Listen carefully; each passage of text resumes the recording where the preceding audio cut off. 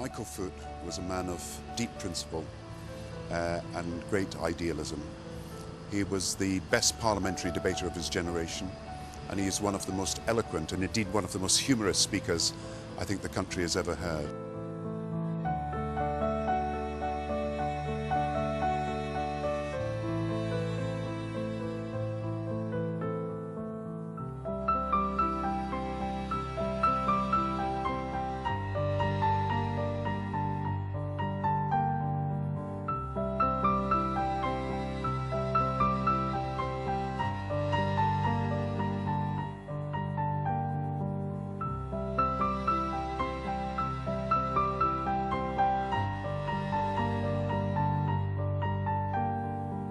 Michael Foot was a radical almost in the 19th century sense. He was a brilliant orator, he was a brilliant writer, he was a great parliamentarian.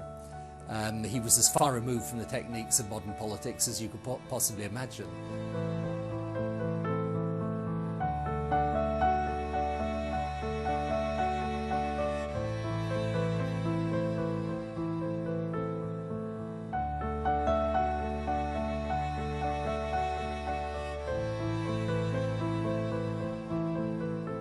Because of his sheer guts and his resilience, he enabled the party to live, to fight and win another day.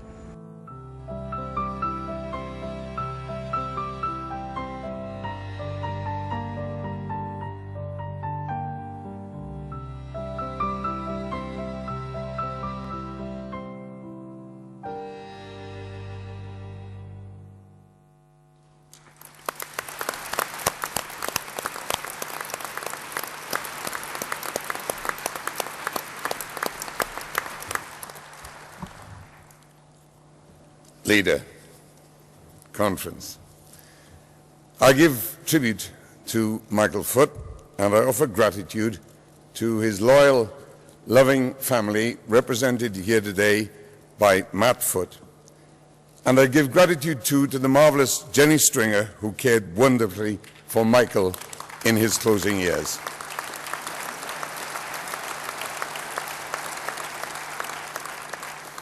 Comrades, in thought and word and deed, Michael Foot was brave and brilliant. His fidelity to convictions and to comrades was unswerving. He was learned but never obscure, erudite but never preening, principled but never precious, courteous but not deferential, provocative but not vindictive. He was imaginative but not abstract. Assess and describe the challenge at all times by all means, he said, but don't confuse analysis with action. The one must lead to the other if it is to be useful to people. To him, socialism was the enabler of liberty and creativity, never the creed of conformity or obedience. And his socialism was inseparable from democracy as the means and as the purpose of power. Michael loved the House of Commons, not as a place of trappings and tradition, but as the supreme implement for bringing the powerful to account, for gaining redress for the powerless, and for persuading a free people to guard their freedom, to enlarge their freedom, and to extend that freedom to others who are not free. In speech, as in writing, he was sometimes somber, sometimes savage, always fluent and forceful, and given any excuse, funny. To Michael, laughter was always the sharpest political weapon, and he was truly the master of mockery. Above all, Michael Foot was a man of passions. They ranged from his beloved Jill, always the top of any list of enthusiasms, to Plymouth Argyle, and from Hazlitt and Mozart to Humphrey Bogart. From his encyclopedic memory, he could produce snatches from Shakespeare and Swift, Byron and the Bible, Milton and Montaigne on demand, or he could give a word-perfect rendition of the pop songs of the 1930s in a voice which was musically atrocious, indeed criminal. After one of a series of unsuccessful attempts to be elected treasurer of this party in the 1960s, Michael was called upon to sing at the annual conference Welsh Night. "What?" he barked. "And lose another million bloody votes? I'd rather recite Paradise Lost backwards." And he could have too. When Michael joined the Labour cabinet in 1974 as employment secretary, many thought that he would be miserably disabled by the confines of office. He resoundingly proved them wrong with a comprehensive program of conciliation, anti-discrimination, and industrial health and safety law that was shoehorned through the Commons, where Labour had no majority. Later, as Jim Callaghan's deputy leader of a minority government, Michael manifested prodigious skills as a cunning, cajoling, convincing parliamentary fixer. Indeed, he so plainly thrived on the wheeling and dealing that I accused him of being a whip who'd come out of the closet. He replied with mock solemnity, "The triumph of ideals must be organized, comrade, even when the ideals are a little lubricated by inferred promises, and the organization is a three-card trick." Michael, like most truly interesting people, was a kaleidoscope of enthusiasms. For 70 years, he evangelized his Roundhead convictions with cavalier elan. He was the devout Republican whose knowledge of constitutional history and shared love of Britain and of dogs produced rapport with the Queen. He was a broad-visioned internationalist who believed the English language to be the greatest lever of civilization. He was the inveterate peacemonger who lacerated the supine policy of non-intervention against Franco, mercilessly scourged appeasers of the Nazis, gave no quarter to the Argentine junta, and repeatedly made calls to arms against Serbian aggression in former Yugoslavia. Michael was assertive and often granite stubborn, but he was completely devoid of vanity.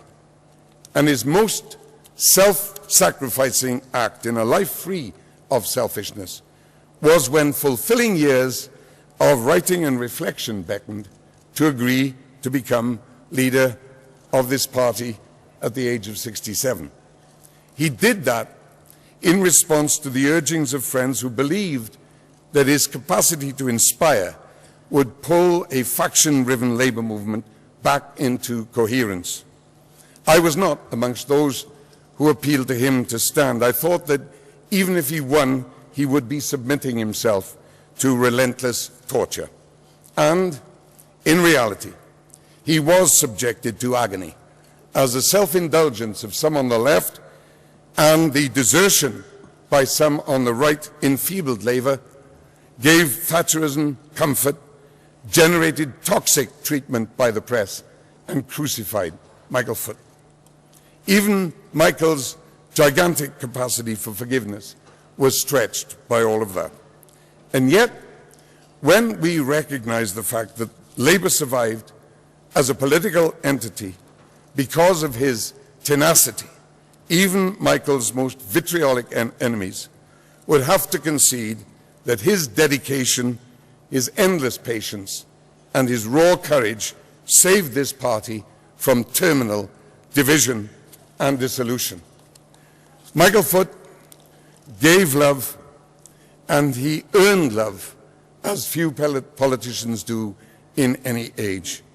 Part of that was the result of his huge political and intellectual generosity.